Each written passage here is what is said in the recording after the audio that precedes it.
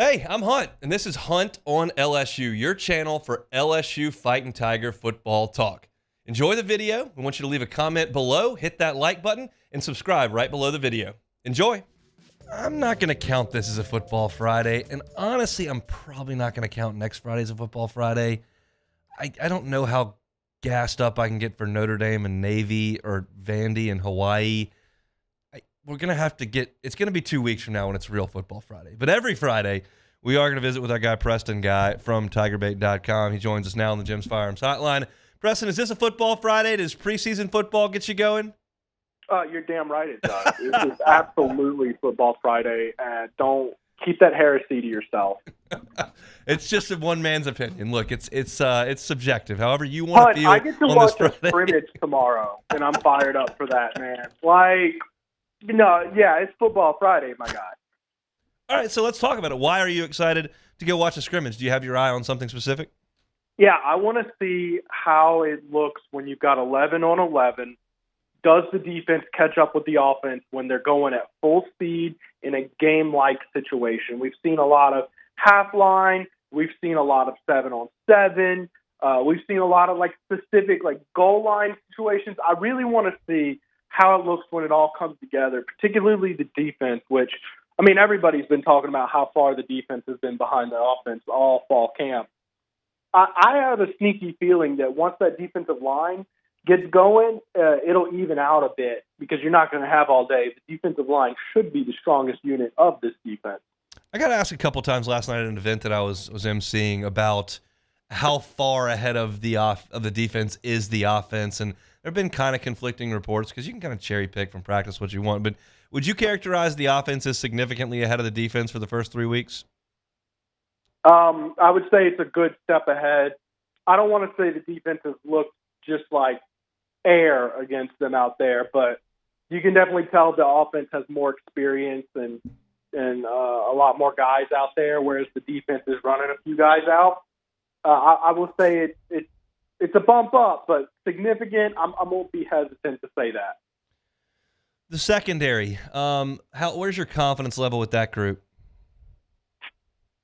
Well, that's probably your biggest concern of the defense. You really want to get Greg Brooks healthy, a veteran leader back there with Major Burns. But, of course, the transfers look so good. Andre Sam out of Marshall and Tulane has looked so good at safety. Some folks are thinking there's not even much of a drop-off.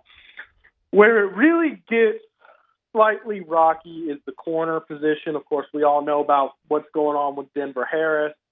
Coach Kelly said he might be available Saturday, so that'd be an even clean 7 days he would have missed. So he'll be back. But honestly, at best, he was looking like a 3. You're really looking at Deuce Chestnut and LaTerrence Welsh and those guys out there at corner. What I'm really curious about is, do you have that top-end corner who can lock down first-round SEC receivers? I'm not sure any of these corners are first-round picks, right? So can they hold their own against the first-round guy? How are they going to look against Malik? And 7-on-7, they've been getting, they've been getting the best of. They've been topped so far. But we'll see when it all comes together, all the pads on, defensive line, pass rush, Harold Perkins doing this thing. Do they play together better as a unit? Where's that pass rush come from outside of Perkins? Well, Nathan Smith in the interior should be good. He's a little banged up right now, but I think that's just an ankle sprain, and he'll be 100% soon. I really think this is a year for Savion Jones where he's going to come as the breakout athlete on this team. He's having kind of a quiet camp so far, but I think he's due for a big year. And then, of course, I think you've got the best defensive tackle combo in the SEC, at least, with Mason Smith and Mekhi Wingo.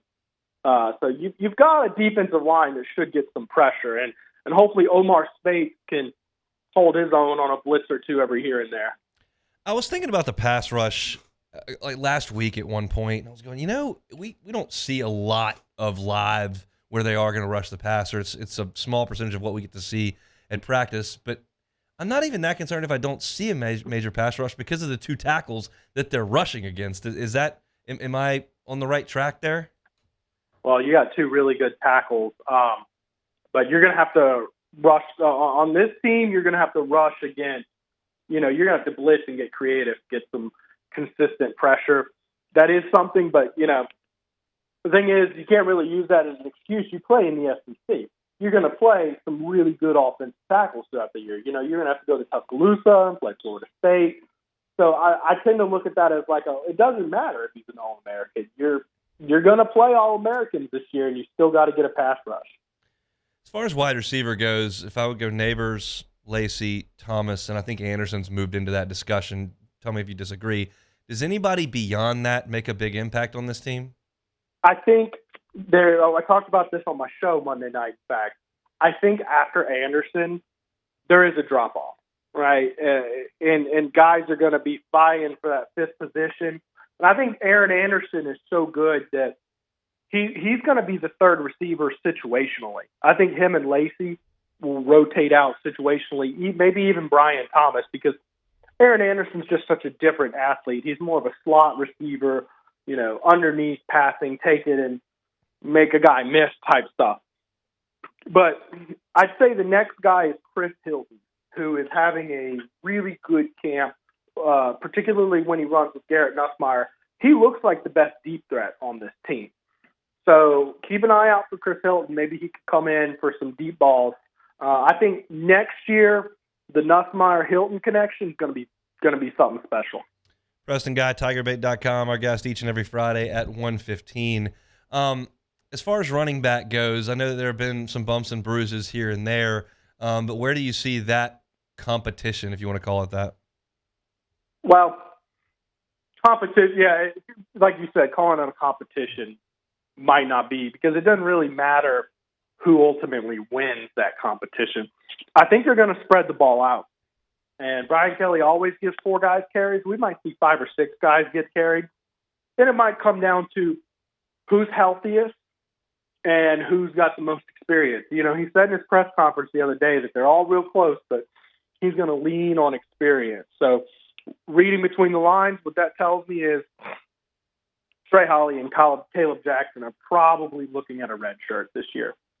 But you've got Goodwin, you've got Noah Kane, Josh Williams, Trey Bradford, all those guys out there. I think you're going to rotate them and keep them fresh. And until a guy, I don't think a guy's going to separate himself unless you get to football season and you start noticing, hey, man, that guy's really productive. That guy might run away with it. But until we see something like that, expect a heavy, heavy rotation of all those guys. I'm paraphrasing, but Mike Denbrock, when he met with the media last week, said something to the effect of, last year we were just kind of handcuffed because everybody was new and we couldn't really get into the whole offense, but now we can this year. What do you think he means by that? Well, we were just talking about running back. They went into the season with 4 running backs last year.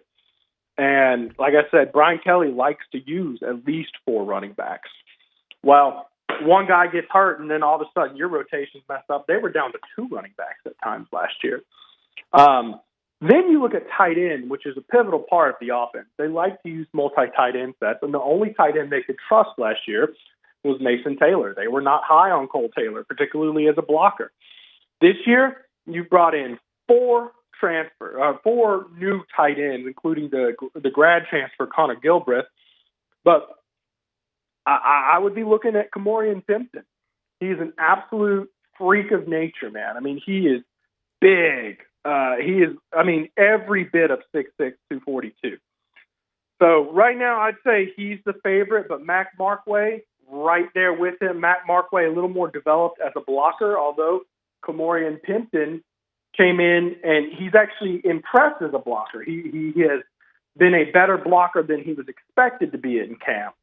So it'll be interesting to see which one of those 2 they trust the most. And having multiple tight ends is what you need to run this offense the way they had. And that was, they were handcuffed last year not having enough tight ends. So that, and I'd say just general continuity of the team. I mean, you had 11 guys who basically had never played with the other 10 ever in their life. And, you top that off with they had never been coached by any of the coaches either. So there was almost no chemistry, and that was very evident against Florida State last year that there was talent, but they just didn't know how to play together. I don't think we're going to see that this year. How much impact do you think the freshman tight ends are going to have against Florida State? I can obviously see that down the road in October sometime, but right out of the chute, do you think they're going to go to some of the freshmen? Maybe a couple passes. I mean, the thing to understand here is that Mason Taylor is going to be your go-to guy at first. I think they are probably going to ease them in with some goal line sets, some blocking packages, maybe some routes where you're not the first read. I do think we're going to see them get, more action as the season goes on.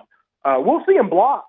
I believe that thoroughly. I just think that I tend to think that if we see them get action in game one, it's going to be like maybe 2 or 3 catches at most. But who knows? Maybe Denbrock's thinking something else.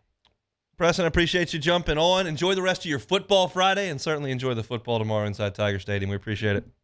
All right. See you, Hunt. Hey, thanks for watching Hunt on LSU. Before you get out of here, do us a couple of favors. Hit that like button, leave your comments below, and subscribe to the channel for all your Fighting Tiger football talk. See you next time.